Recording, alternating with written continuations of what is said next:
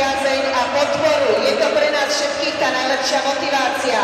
Pokiaľ chceme aj naďalej spolu zažívať túto krásnu atmosféru, musíme niektorí krotiť svoje emócie. V posledných zápasoch na ľad dopadlo niekoľko kameňov a podobných predmetov.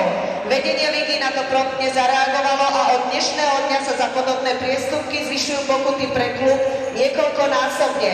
HK Nitra má podmienku, ak sa zopakuje podobný prípad, nasledujúce extraligové stretnutia sa hrajú bez divákov.